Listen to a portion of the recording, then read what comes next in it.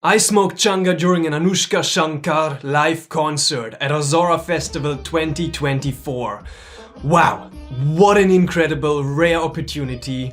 I didn't even know she was there. I didn't know any of the artists at Azora and I was surprised to see her there. I just had to take this opportunity to smoke a low to medium dose of Changa while experiencing her music live. And this is a trip report that I want to share here.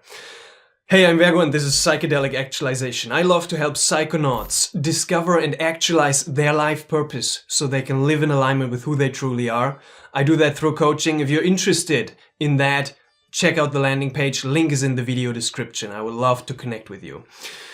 If you don't know who Anoushka Shankar is, you are lucky. You are lucky to have found this video because you gotta check out her music. She is the daughter of Ravi Shankar. This amazing, both Ravi Shankar and Anoushka Shankar are these amazing sitar players. And the sitar is just an instrument with divine sounds. And they are so incredibly skilled and so beautiful that even just listening to their music sober is taking oneself on a beautiful, magical journey. And I've been enjoying their music for a long time. And I was happy to experience it live for the first time. Such a special experience. Basically, the whole structure of this trip report is going to be very simple because I found a nice place with some friends of mine close to the front of this Dragon's Nest at this Azora Festival place. And it was very crowded. She's very popular, so it was very crowded. But we settled in. I listened to some songs while being sober. I prepared the pipe and I just smoked some Changa. 2 to 3 hits at the beginning. And I was kind of, just surrendering to the sounds. And those were absolute heavenly sounds. And honestly, what can I say?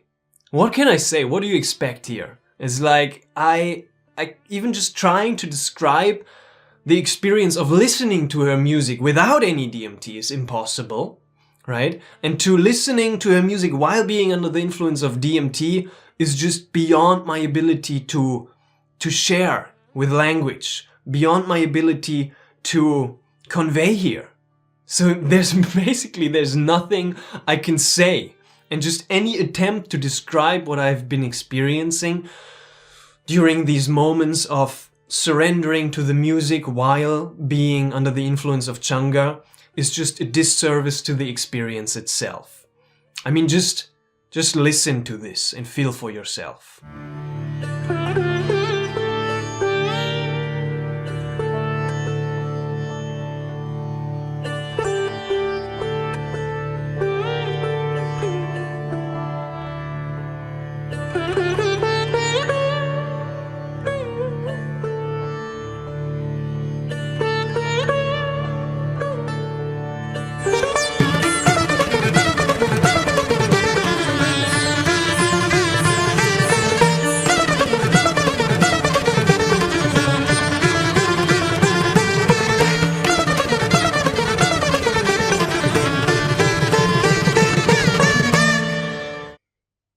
It's so incredibly beautiful.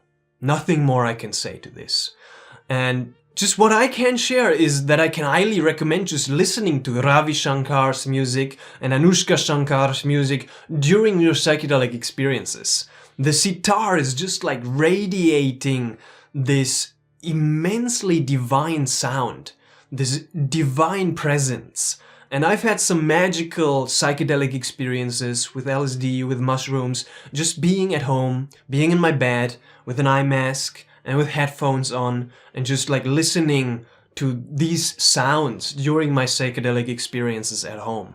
I can highly recommend putting those tracks onto your tripping playlists. Absolutely amazing. So I just had to take this maybe once in a lifetime opportunity to just appreciate her music live on DMT. And it was beautiful.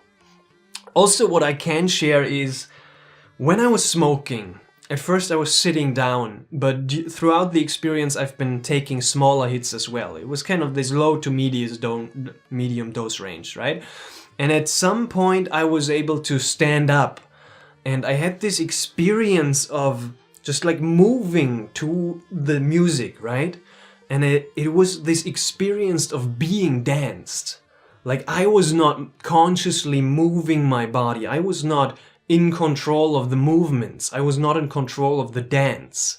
That's what it felt like. But it was just like I was being danced automatically by the DMT, by a life, by this universal force. The movements that were happening were not a conscious choice, but they were just a happening. And this happened to me once before. Actually, it was at the same festival, Ozora 2022, where I had an experience where I combined LSD and Changa. And I was not in a crowded place, but more like further away, but I could hear some live music. And there also I had this experience of being danced. And especially with the Changa in combination with this setting of this festival music, it's a very unique experience. I've had like glimpses of this during LSD or mushroom experiences I've had before, where I could kind of feel that sensation of being danced, right? It's a very common phenomenon, especially in the festival culture with many psychonauts. But especially with the Changa, especially with the DMT, for me it's been a very special experience. The intensity of this experience and the letting go of my controlling of my own movements and of my body has been very beautiful, and that has been happening in this experience as well. And then it's just like this observation of the body doing the movements, and that's been a very wonderful experience. Also, I just felt this immense love for the people I was with. I was with this amazing group of people. Blessings to all of you. I love all of you, and I felt this deep connection to every one of them, and I felt very safe, even though it was a very crowded place, right? This is, I think, a word of caution regarding going into Changa experiences or DMT experiences or even all psychedelic experiences at such crowded festival places. There's a video I shot regarding this topic right here. And I guess you gotta be comfortable in this crowded place with what is happening around and kind of be able to stay in your center. And through my hundreds of DMT, low to medium dose DMT Changa experiences, I have come to this place of being comfortable in this kind of setting with the experience. But also there is always this risk, right? With the psychedelic experience, especially with the DMT, that it's gonna get very, very, very intense. It was not the case in this experience. I found that the Changa, the DMT, is a very benevolent substance and very soft and gentle most of the times for myself and for many people I share this experience with. But there's always the possibility, the potential for it to get very intense, for it to be an out-of-body experience where you're not gonna be able to connect to your body. And that's just like good to be aware of, to approach this experience even in this kind of recreational setting with a lot of humility, being humble, being aware of the power and respecting the power of this substance, of what we're playing with here. And this speaks to this other point, which I'm going to cover in a different video in the future, of the recreational use of psychedelics in those kinds of settings. Especially there's like a lot of discussions and different perspectives and a lot of controversy around the use of NN-DMT or 5-MeO-DMT or some of those more, in our psychedelic culture, more like perceived as sacred or like, I don't know, divine substances in those recreational settings. There's some perspectives that that shouldn't be done, and there's some perspectives that they like it's wonderful to be doing this in this kind of setting. And I'm going to share my perspective on this in the future.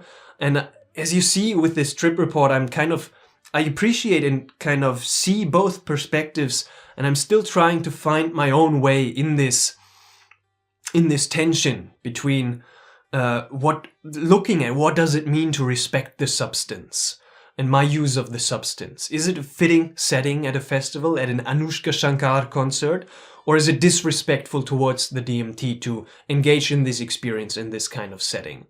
And just from this one experience right here that I'm sharing, I can say it was a wonderful experience. Overall, I felt very beautiful and it felt it was a very beautiful experience, and it felt very aligned. It felt very aligned, the intention to go into this experience at this specific time, in this specific moment. And that's just what I wanted to share. I also just dosed very small, very slowly, and throughout the concert, and I just really enjoyed this experience. It was absolute pure magic. That's about it. Thank you very much for watching. I love you all. As I said, if you're interested in the coaching offer to refine and define your vision, or also just if you want to talk about how you want to approach your psychedelic journeys with the intention, with the preparation and the integration, you can check out the link in the video description and we can have a chat about this. Thank you very much, and I'll see you in the next one.